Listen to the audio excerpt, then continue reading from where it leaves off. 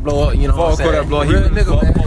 Kodakblowup, nigga, you fuck Kodakblowup. So we got my man's Kevo, straight up comedian. What's up with it, brother? Hey, what's going on, y'all? How y'all doing? This is Kevin, aka Crisis, a comedian.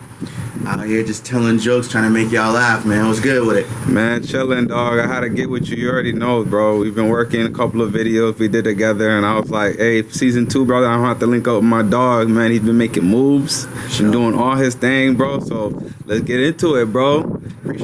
Yeah, no doubt, man. That's what I do, man. That's what I do. So, yo, let's speak about the stand-up she been doing. How's that been going out for you, bro? How you been liking it so far? Yeah, man. So really, it's just a process right now. I think it's always been a passion of mine, and a lot of people love stand-up comedy. Is what, you know, our parents watched and their parents before them, and I think a lot of times you get to see the finished product on like a Netflix or a movie theater or whatever. But you know, unless you're a part of it or you know somebody who's a part of it, you don't get to see all the extra that goes in, the toil, the struggle, sets that don't work, nights that you bomb. So when you get your first big laugh, to where you get multiple big laughs, and you know, you start building that. The community of comedy is such an interesting one. You get to meet a lot of other comics who are going through the same thing as you. You meet new friends, you create new dynamics, and that's just the process that I'm in right now. I did stand up for about 2 years ago, and life just got in the way, what have you. I was working, and honestly, I had highs and lows. I had really funny nights, and I had nights and I'm like, man, I don't know if I can do this. And I really just was like, it'll be there for me one day. And I kind of let it go on the back burner for a little bit too long, got stagnant. But I had an epiphany last year. Decided I was going to work on my mental health a lot more. I was going to work on my intelligence. So I started reading daily. I started going to the gym more often, eating better. And outside of all of that, I was like, man, what am I doing for my passions? So it was a passion of mine to make people laugh. I was always good at it. And I really believe that I have a calling to do comedy in one fashion or another, whether it be on stage, on a screen, or behind the scenes writing.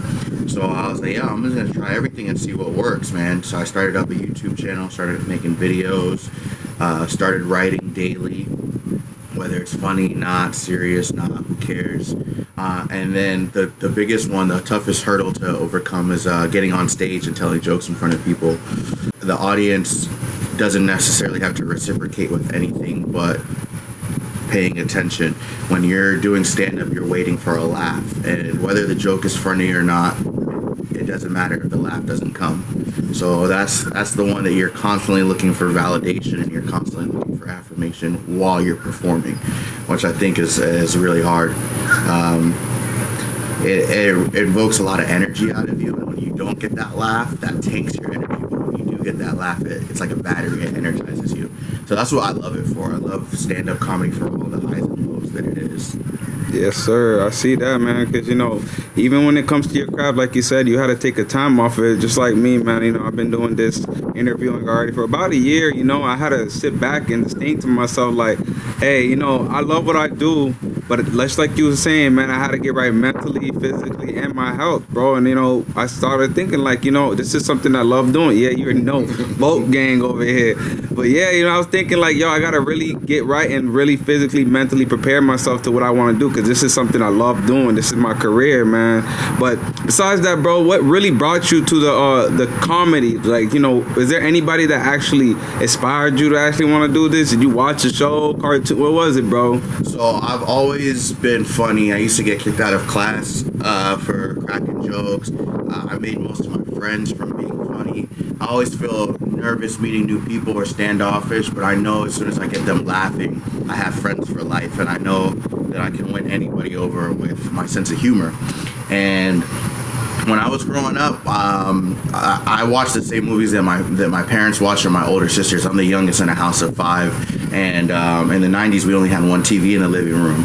So I remember watching scary movies with my parents, like Anaconda, I Know What You Did Last Summer.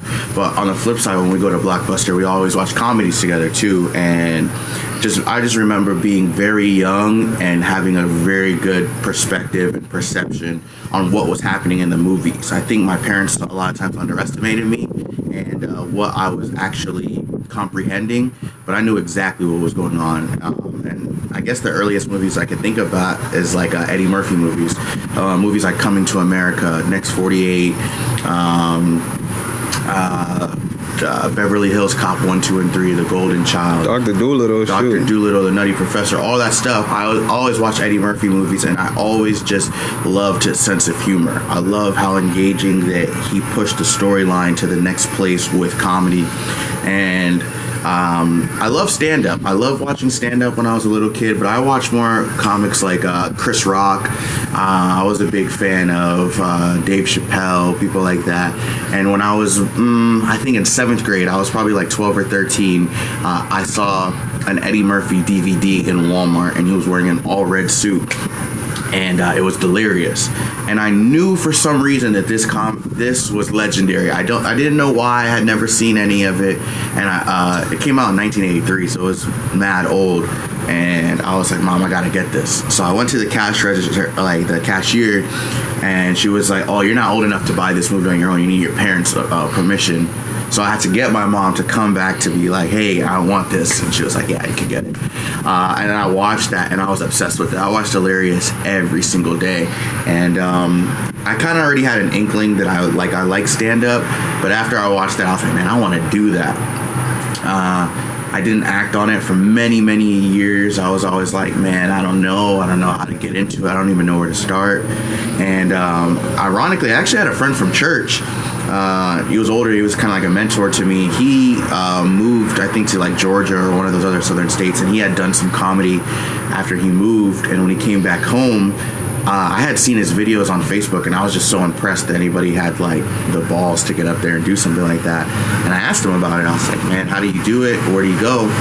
And he took me to this place, Central Florida Parkway by SeaWorld, called Jack's Pub and Grub. It was the first place that I ever did comedy, and it was my home. I went there, I bombed the first night, but the last 10 seconds, I was telling a story about a fight that I got into in high school, and I did a kick on stage, and I ripped the whole side of my jeans trying to do the kick. Not on purpose at all, but the crowd went crazy. They thought that it was a part of the act. They thought that I was like, that I had planned that timing perfectly, but nah, I just ripped my jeans. I used to wear skinny jeans back in the day, and I wear skinny jeans now, but I ripped these pants, and it was so funny, and that was like a high for me. So I went back up again and again, and I would constantly go to this place Tuesdays and Thursdays. I would get advice from the other comics. I would listen to them. I looked up to them. I just wanted to be like them. And the host, he would always encourage me. He said he saw a lot of potential in me. He saw that I was funny, and that I had the ability to control a crowd. And he's just like, I just want to see more from you. I want you to keep pushing it. And there was other OGs in the game at the time, and still currently. Genesis was a comedian that I had looked up to. He'd been doing comedy for over 30 years. Still one of the funniest people in Central Florida. And he believed in me. He told me that I was funny. And it was just little things like that, little encouraging mentors and things that was like, yo, you can do this. Get out of your own way. Stop doubting yourself. Stop not believing in yourself. You are funny. You just need to work on your craft. Like, you know how to be funny. You just don't know timing yet. You don't know pacing yet. That comes with time. You have the raw materials that it takes to do comedy, but you just haven't worked on the craft yet. And that's anything. Like, you guys can be whatever you want to be. You can do whatever you want to do, but it takes practice. It takes work. And so people like Bishop and Genesis and Mike Hurley and Eugene Torres, just a bunch of great comics that just put a passion in me and instilled a lot of great qualities that just kept me pushing. You know, with age just came belief in myself, and I've always been a very confident person. So I go up there and fail. I go up there and succeed, and I don't really care if I'm funny or not. I just go up there. What's more important to me is going up. So. And that's what it's got to be about, bro, because like you said, at the end of the day, if you put your mind into something, you actually want to do it, you're going to actually achieve on it. You can only get better as you work on things. You know what I'm saying? Not everybody's gonna be an Eddie Murphy or a Chris Rock in the beginning, because there's people that are just naturally just that gifted. But it doesn't mean that you couldn't get to that level or that plateau. You know what I'm saying? You just gotta find your craft and find your lane, and that's really what it is. And even if we could talk to those people, I promise you they probably had times, like you were saying, that bad nights, bad stand-ups, all that. Sure. Eddie Murphy and Chris Rock weren't Eddie Murphy and Chris Rock when they started doing it. I'm a student of comedy, and I just watch. I like Jerry Seinfeld's documentary, The Comedian. He says the hardest thing for even a seasoned comic is to start from scratch, to have no material. He went up there and he bombed. He's the highest paid comedian of 2019. Really? I didn't know that. Yeah, Eddie Murphy was saying that he hadn't done comedy for over 20 years, and his big fear is getting on stage. So people who are my heroes, they still struggle. They still nobody gets on stage and is ready to do an hour-long set the first time. The process, so you do 5-minute sets, you work on it, you do good, you bomb, you take out what's not good, and you build those sets up. And that's just where I'm at in the process right now. I think I have like a good solid 5, but then I'll find something better and I make that better, and just building. I truly believe that I'm going to be one of the greats. You heard it here first. I'm going to be one of the greatest comics of all time, and it just starts with belief in yourself, and just knowing you can do all things through Christ, man. Through Christ who gives you strength, or Philippians 4:13 right there, buddy. Yeah, you know that one.